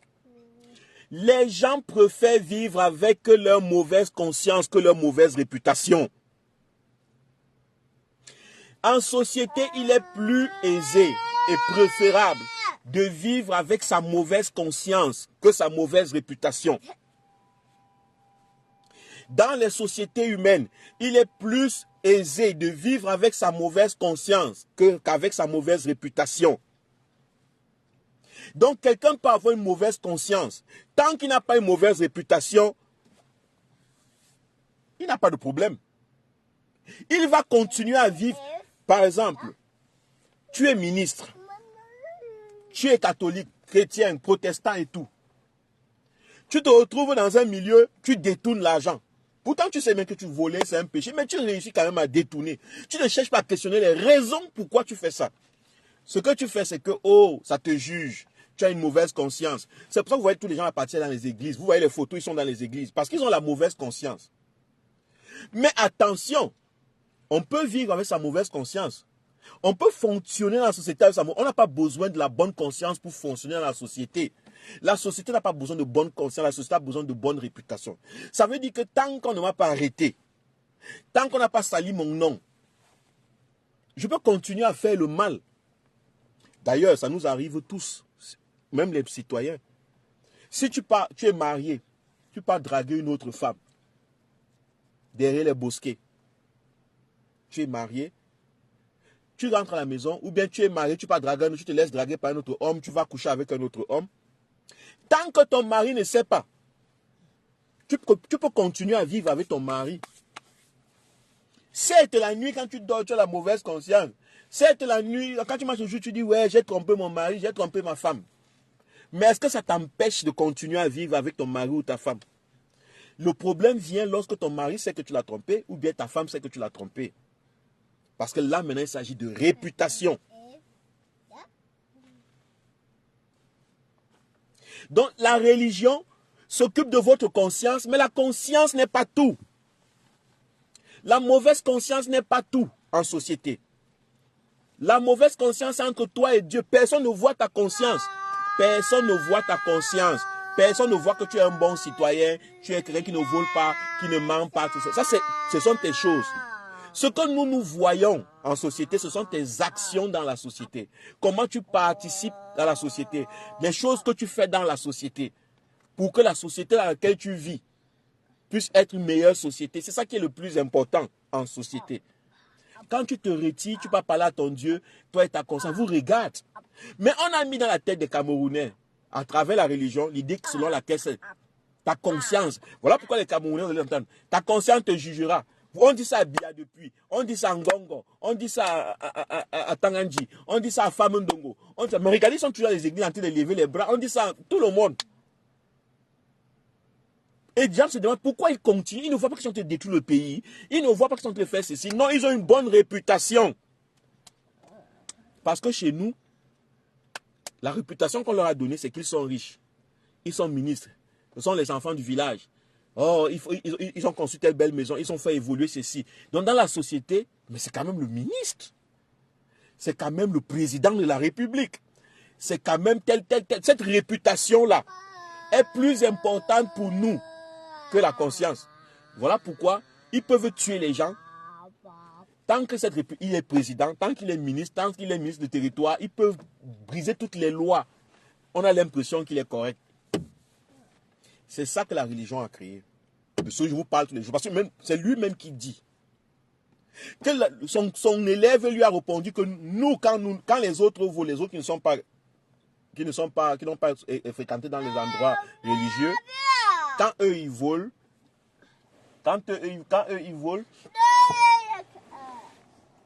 où est ma tablette? Tu as mis où?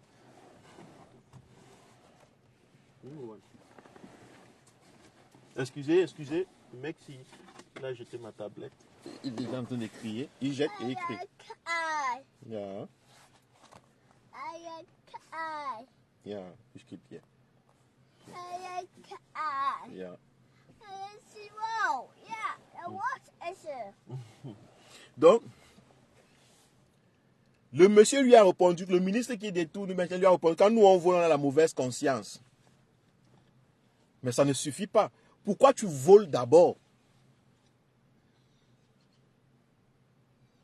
Pourquoi tu voles d'abord? C'est ce qu'on doit chercher en société, chercher à résoudre le problème. Pourquoi les gens volent d'abord? Pour venir avoir la mauvaise conscience et en plus remettre et demander pardon. Parce qu'on leur a éduqué que fais tout le mal que tu veux. Si tu demandes pardon, tu seras pardonné. C'est la religion qui a mis ça à la tête des fidèles.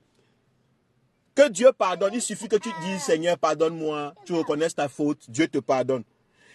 On leur a dit qu'ils doivent plus avoir peur de Dieu que des hommes. Dieu, il faut avoir peur de lui parce qu'il va te jeter en enfer.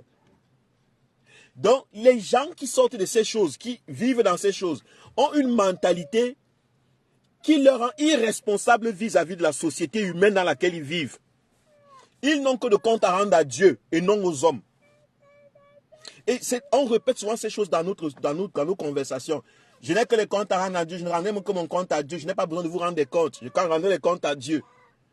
Même lorsqu'on veut pointer qu'un dictateur est mauvais ou bien un dirigeant est mauvais, on dit que oui, Dieu te jugera. Seul Dieu peut me juger, personne ne peut me juger. Et ce sont ces discours. C'est la religion qui a introduit cette perception dans la tête des citoyens. Je vous dis que c'est la religion. Qu'on ne vous trompe pas, je m'en fous de qui. Je m'en fous de qui ça peut affecter. Si tel leader politique est religieux ou n'est pas, tel activiste est religieux. Je m'en fous, je vous dis le problème. Voilà ce que lui-même il vient de dire. Là, le Toumi est lui-même étonné. Il a posé la question à ses propres fidèles qui deviennent des qui détournent, qui volent. Et la réponse que les fidèles lui ont donnée, c'est que eux, quand ils volent, ils ont déjà accepté qu'ils vont voler. Que voler, c'est normal. Quand ils volent, eux, au moins, ils ont la mauvaise conscience. Donc, quelqu'un va voler pour avoir la mauvaise conscience. Et puisque la personne ne voit sa mauvaise conscience, il va dormir avec sa mauvaise conscience. Il va vivre avec sa mauvaise conscience jusqu'au jour où on va l'arrêter. Si on ne l'arrête pas, il peut vivre tranquille avec sa mauvaise conscience. Il reste au pouvoir 100 ans. Avec sa mauvaise conscience, ça ne va pas déranger, mais ça va empiétrer dans le bon fonctionnement de la société. Parce qu'on a inculqué aux gens qui sont dans les églises, les religions ont inculqué aux gens que la seule chose la plus importante, c'est leur relation avec Dieu. On les a éloignés de la relation avec les hommes. Mais la politique, la société est gérée par la politique. La politique, c'est l'organisation d'une société. Et l'organisation la relation entre les hommes. Pourquoi tu voles d'abord? Pourquoi tu détournes? Les gens volent et détournent. Pourquoi? Parce que lorsque vous vivez dans des pays pauvres, appauvris et très endettés, vous avez des familles entières qui n'ont pas de travail, des petits-enfants, des cousins, des neveux qui n'ont pas d'emploi. Il n'y a pas un système éducatif adéquat. Vos propres enfants, étant ministres, étant directeurs, ayant, je ne sais pas quoi, vos propres enfants, vous savez qu'ils n'ont peut-être pas la chance de finir les études, d'avoir un emploi. Et en même temps, dans cette société, on vous donne un salaire dérisoire. Même si on vous paye 2 millions par mois en tant que ministre. Ça ne suffit pas pour porter les charges de toute la famille. Et nos familles sont tellement grandes. Vous voulez pour vos enfants les meilleures écoles parce que vous savez que dans le pays dans lequel vous êtes, il n'y a pas de meilleure école. Il n'y a pas une éducation. Ils ne vont rien devenir s'ils finissent les études là-bas. Vous les envoyez à Sorbonne. Vous voulez les envoyer en Sorbonne, aux États-Unis, ici, en Allemagne, partout. Vous essayez de toutes les manières pour vous accorder une chance. Vous devez résoudre le problème de maladie de tous les gens du village, qui sont vos frères et sœurs. Le salaire ne suffit pas. Le salaire ne suffit pas. Tu peux être un bon chrétien comme tu veux. Dans un milieu aussi hostile, dans un milieu aussi toxique, tu vas voler, tu seras un Satan, tu seras un diable. Tu peux prier Dieu comme tu veux. Tu peux aller au ciel, descendre, te mettre à genoux, créer des corps sur tes genoux. Tu peux te plier en morceaux, casser tes os. Dans un milieu social aussi toxique, tu vas faire le mal. Tu vas faire le mal et la seule chose qui va te rester, c'est ta conscience. Mais tu ne t'arrêteras pas de faire le mal. Pourquoi? Parce que tu vas constater que on peut même vivre avec sa mauvaise conscience. Hein. Tant qu'on ne m'a pas arrêté, c'est ma relation avec Dieu. Je vais aller demander pardon à Dieu. J'irai demander pardon à Dieu. Et Dieu va me pardonner. Et lorsque je vais me donner pardon à Dieu, je vais me filmer devant les citoyens. Ils vont voir des photos où je suis en train de lever les mains, où je suis en train de me filmer, de manger le pain mis, le pain sucré, et boire le vin. Ils vont se calmer. Ils vont dire, ah, en moins lui, il est en train de faire sa relation avec Dieu. Sa mauvaise conscience peut le juger, mais c'est Dieu qui le jugera. Et tout le monde va se calmer. Ce sont des méthodes de contrôle psychologique. Ça commence par bombarder les gens dans la tête que la chose la plus importante dans leur vie, c'est leur relation avec Dieu. La relation avec les hommes n'est pas importante. Vous voyez des gens qui passent le temps à chanter des chansons comme je suis Jésus est mon seul ami fidèle et tendre, mon seul ami. On n'a plus les amis dans la vie. On commence à voir les amis au ciel. Des gens qu'on ne voit pas, des gens qu'on a seulement lu, quelque chose, on a lu un nom dans un livre, dans un papier. La personne devient nos amis. On n'a plus de relations humaines, des relations sociales normales. Nous sommes projetés avec l'éducation de l'Église dans une relation virtuelle avec Dieu. Et Dieu, lui, ne traite qu'avec notre conscience. Mais en société, la conscience n'a pas d'importance. Ça n'a pas d'importance. La bonne ou mauvaise conscience, ça n'a pas d'importance. Ce qui a l'importance, c'est la réputation. Donc des gens, tant qu'ils ont la bonne réputation, dépendant de la société dans laquelle ils vivent, ça marche. Est-ce que nous, on a un problème avec les ministres? Est-ce que pour nous, être ministre, c'est une mauvaise chose? Est-ce que chez nous, être ministre des territoires, être directeur, être nommé directeur, c'est une mauvaise chose? C'est une bonne chose, c'est une bonne réputation. Chaque famille où quelqu'un est nommé à la tête du pays comme ministre, directeur, machin, toute la famille danse. Qui cherche à savoir ce qu'il fait là-bas? Qui cherche à savoir où il prend l'argent? Dès que tu viens avec l'argent, tu construis les maisons, tu construis, je sais pas quoi, tu construis un peu ici, là, tu mets un peu les villas. Les gens viennent habiter, voir les gens qui viennent rester dans vos maisons pendant des semaines, des mois. Ils sortent du village partout, chaque jour. C'est pour ça qu'on construit, les ministres construisent des grosses maisons parce qu'ils vont accueillir souvent un prolétariat. Un groupe de pauvres villageois qui vont venir rester là. Alors quand il ne veut pas vivre avec eux, puisqu'il est déjà ministre, il vit seulement avec la High Society, il va leur construire des dépendances. Allez chez les riches. Vous allez avoir des dépendances toujours. Et dans ces dépendances, sortent souvent des gens là-bas en culotte déchirés, des gens qui grâce le cousin, sans le machin, un tas de pauvres personnes qui viennent là. Mais est-ce que son salaire peut suffire? Est-ce que le salaire du ministre peut suffire pour résoudre les rêves et les aspirations de tous ces villageois, ces pauvres gens, ces pauvres élèves, ces pauvres femmes, ces pauvres mamans? Non, il est obligé de détourner, de voler. Donc ça veut dire que si on veut empêcher que les gens détournent, que les gens nous volent, il faut créer une société humaine juste, une société humaine où les gens ont la possibilité de travailler, de s'épanouir, de choisir, de vivre une vie digne, humaine. Les enfants qui vont à l'école, un système éducatif qui permet de créer de l'emploi. Quand on dit créer de l'emploi, ça veut dire qui met dans la tête, qui permet de créer des êtres humains qui sont créatifs, afin qu'ils puissent créer des emplois, soit pour eux, soit pour la majorité. Il faut créer un milieu où les gens sont capables de travailler, vivre aisément, décemment du travail, de leur travail. Qui va vouloir voler? Qui va vouloir détourner? Et même lorsque l'idée de détournement arrive, ça aura moins d'impact. Ça veut dire qu'il y aura très peu de gens qui vont se penser là à détourner. Il y aura très peu de personnes qui vont rester là à vouloir détourner, puisque moi, quand je me lève le matin, je m'en vais faire mon boulot. Quand je suis en train de travailler et que je sais qu'à la fin, je fais mon travail. Je ne me retrouve pas là en train de chercher à détourner quoi que ce soit. Je ne sais même pas qu'il y a des deniers publics qu'il faut détourner. Je ne sais pas. Et l'intention de détourner quoi que ce soit ne me vient pas en tête. À la fin, j'ai mon salaire. Certes, je ne suis pas un entrepreneur, mais bon, pour ceux qui sont des entrepreneurs, à la fin, tu n'as pas besoin de détourner quoi que ce soit lorsque tu vis une vie heureuse.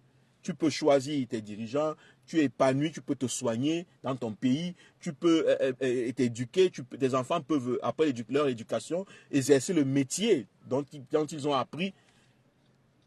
Tu peux voyager librement au Cameroun, te déplacer sans qu'on ne bloque les portes. Et si tu choisis de participer à des mouvements de réforme politique ou bien je ne sais pas quoi, tu peux aisément te répandre dans le Cameroun, exposer sans que quelqu'un te dise que ça, ce n'est pas ton pays. Ça, ce n'est pas le chez toi. Rentre chez toi. Fais ceci. Ici, c'est mon toi privé. Sans que personne ne casse tes chaises, ne jette te gifle, ne te tape. Dans ce genre de milieu, pourquoi les gens vont voler? Qu'est-ce qui va motiver les gens à voler? Monsieur Toumi, au lieu de dire aux politiciens, au lieu de dire que c'est la politique implémentée dans un pays qui crée des gens qui n'ont pas seulement la mauvaise conscience, mais qui ont aussi la bonne réputation. Non, tu dis qu'en fait, il pas solidifier aux gens de croire en Dieu et qu'il veut défendre la posture de l'Église. Malheureusement, M. Toumi veut dire, en fait, la religion doit continuer après la conscience. La conscience est un produit de l'environnement dans lequel vous vivez. C'est ça que ces religieux ne comprennent pas. C'est là où ils ont un problème. Ils croyaient que la conscience était simplement de dire ne vole pas, ne ment pas. Ça, c'est une vision primitive de l'être humain. C'est pour ça que les religions, ces religions traditionnelles ont été créées dans les années où les gens n'avaient pas encore assez de compréhension de ces choses. La conscience est un produit de la société. Donc la bonne conscience dépend de la société dans laquelle tu vis. La mauvaise conscience dépend de la société dans laquelle tu vis. Si tu vis dans une société où tout le monde vole, pour toi tu seras tranquille si les gens volent. Quand tu voles, tu seras tranquille parce que ça arrange tout le monde ton vol. Et personne ne va te dire, oh tu ne voles, c'est pas bien, non. Et même si quelqu'un te dit c'est pas bien, la majorité va t'applaudir parce que tu rapportes le fruit du vol à la maison. Donc les bonnes consciences que les religions vous vendent là, c'est du bluff. La conscience, c'est le produit de votre environnement. Votre conscience, bonne ou mauvaise, c'est le produit de votre environnement. Si vous vivez dans un environnement toxique, quand je dis toxique, tribalisme, malgouvernance, pauvreté, misère, maladie, vous aurez la bonne conscience lorsque vous détournez, lorsque vous faites le mal. Parce que c'est la seule façon de suivre dans ce genre de milieu. Et lorsque tu suivis, ça devient, oh, celui-là a une bonne réputation parce qu'il suivit. Celui-là est bien habillé, celui-là il a des voitures, il a des maisons. Les gens vont t'applaudir. Et c'est ça que toi, tu vas chercher à préserver, la bonne réputation. Tu vas t'en foutre de ce que ta conscience te dit. Tu vas tuer ta mère, tuer ton père, vendre ici, comme vous-même vous dites souvent. On vend ici, on vend là-bas. La nuit, personne ne voit comment tu pleures d'avoir tué ta mère, tué ton père. Mais le jour, tout le monde t'applaudit avec tes grosses voitures. C'est pas ça? C'est comme ça. Donc, il faut que vous, les religieux, vous, les hommes religieux, vous, le peuple citoyen religieux, vous comprenez cette chose. Vous n'allez pas échapper ce fait.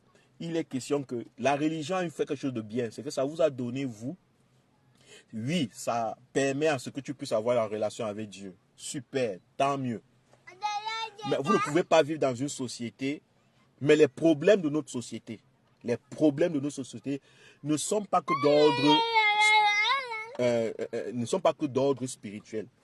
Ils sont aussi d'ordre sociétal. On ne peut pas les résoudre seulement en priant. On ne peut pas les résoudre seulement en écoutant les discours de bonne conscience. Il faut agir politiquement avec les autres citoyens.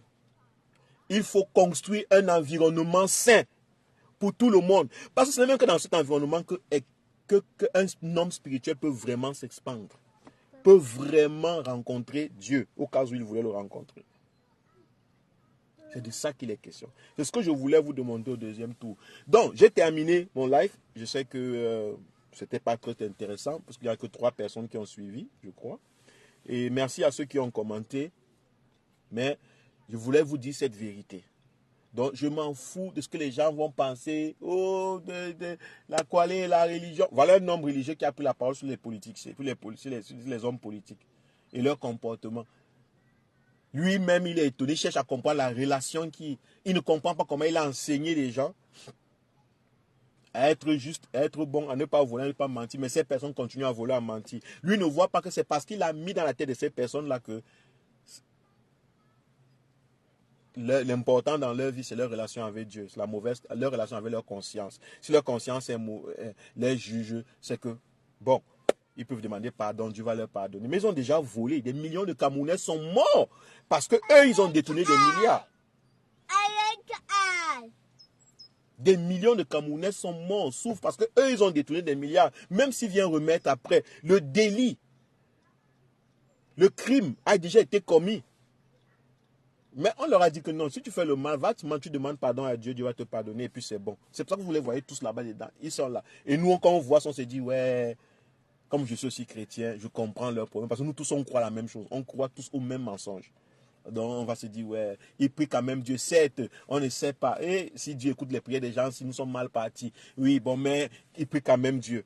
Donc on ne va pas, c'est Dieu qui va les juger. Moi, tout ce que je fais, je ne peux pas juger le ministre, je ne peux pas juger le ministre d'État, le secrétaire, non, les hautes institutions, je ne peux rien dire là-bas parce que je ne connais rien. Je ne peux pas voir que c'est faux, les hautes institutions. Je ne peux pas voir que M. Biya a abandonné le pouvoir entre les mains de M. Ngongo. Personne, les gens ne voient pas, les gens sont en train de parler des hautes institutions, machin. Il ne s'agit pas des hautes institutions. M. Biya a abandonné le pouvoir. M. Biya est devenu incapable de gouverner depuis des années. On va vous traîner sur les hautes institutions pour vous dire est-ce que c'est vrai, est-ce que ce n'est pas vrai, est-ce que c'est vrai, est-ce que ce n'est pas. Ça va entretenir les idiots en longueur de journée alors que M. Biya n'est plus au pouvoir. Franklin Nyamsi disait encore dernièrement, le professeur Franklin Nyamsi disait le coup d'État a été acté. On a fait un coup d'État depuis à la tête du pays est assis un nouveau président, M. Ngongo. Maintenant, demander si c'est juste, si ce n'est pas juste, si c'est juste, c'est pas juste. Ça, c'est la distraction. Les Camerounais doivent prendre les responsabilités. Nous devons prendre, chacun d'entre nous, la responsabilité. Moi, mon travail, c'est d'éclairer le subconscient, de ramener les poubelles qu'il y a au fond vers le haut, d'exposer le mal pour qu'on soit capable d'être conscient le moment où il faudra agir. Donc, je dis merci à tous ceux qui étaient là. Mon nom, c'est Kwale Mbeka. On se prend à la prochaine. Et s'il y a quelqu'un qui a des questions, on peut ensemble.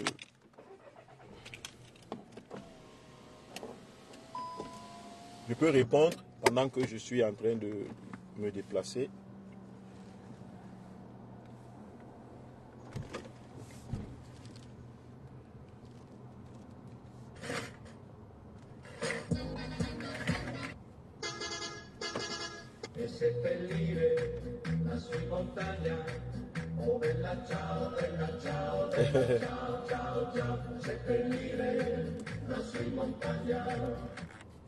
Excusez, c'est les cartoons de Rowan qui ont pris le Bluetooth a pris. Ok. Il y a des questions? S'il n'y a pas de questions, bonne fête, je ne sais pas, nationale, ou du moins, courage à tous les citoyens camerounais et restons debout. Ciao.